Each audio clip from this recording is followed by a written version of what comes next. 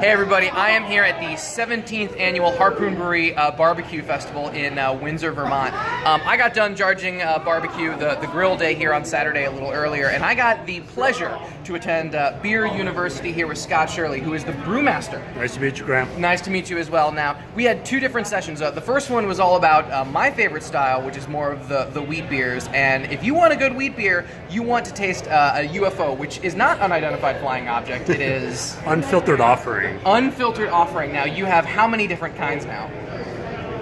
I tend to lose track after this many years. So we have 4 year-round beers and 4 seasonal, so almost 8 UFO products. Oh, 8 UFO products. Yeah. Now, if I remember correctly, the first one, the base, is the Hefeweizen? That is the original. We started brewing that in 1998. 1998. Right, and that was our first offering in that, and we've done several beers in that category, and right now our flagship is our UFO White, which is a Belgian-style wood beer with an American twist. It doesn't have that clovey, spicy characteristic, but definitely the orange and coriander. Yeah, I was just about to say. So the Hefeweizen is like the baseline, and you got everything based on there. Now the white ale, which we got to try first, has more of the orange peel. Correct. Has a little bit of a sweetness to it. Yep. Now all of them are pretty low ABV. They're like what?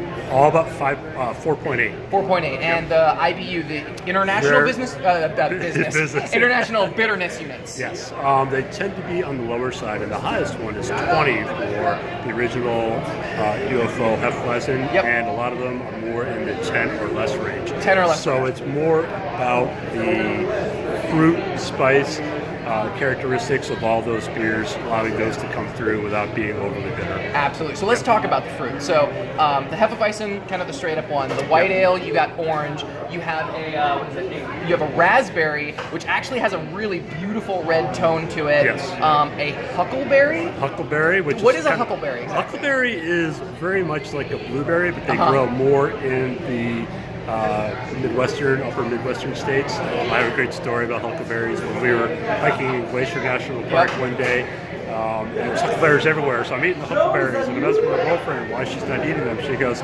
because the bears eat huckleberries, you're eating huckleberries, the bear's going to eat you and not me.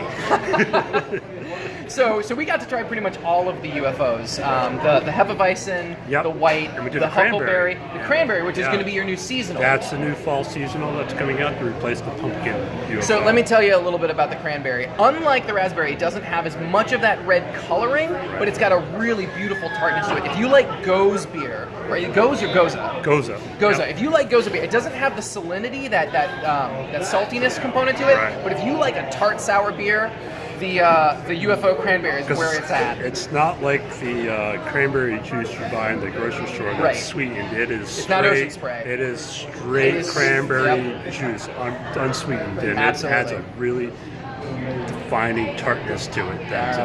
So the other thing that you can't buy in the grocery store mostly is what I'm drinking right now, which is the Mojito. So we've been doing a lot of pilot brews in the UFO series for the upcoming year.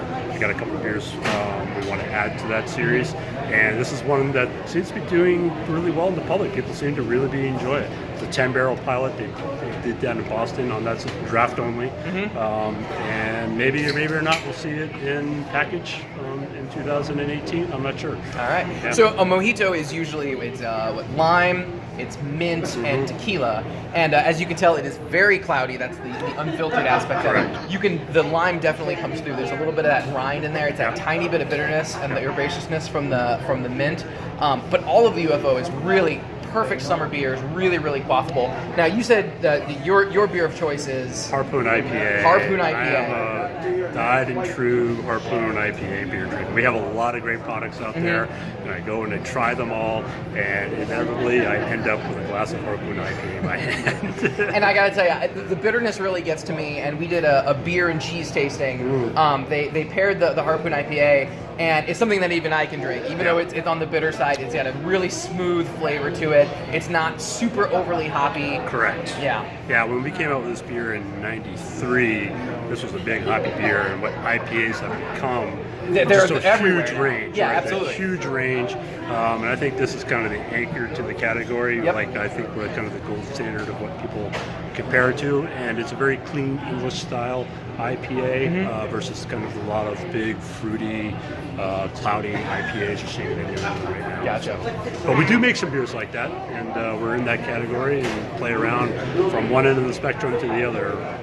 So it's a lot of fun. Well, as you can see behind me, with the various taps, yeah, they do make beers like that. They make beers like all kind of beers. And if you want a really good time, some live music, great barbecue, and a phenomenal set of beers, you should come out to Windsor, Vermont every year for the barbecue festival. It's always the third or fourth week in July, and it's a great time, and happy to do it again next year. Well, I hope to be here again next year. All right, cheers. Thank you so much. Cheers to you. Cheers.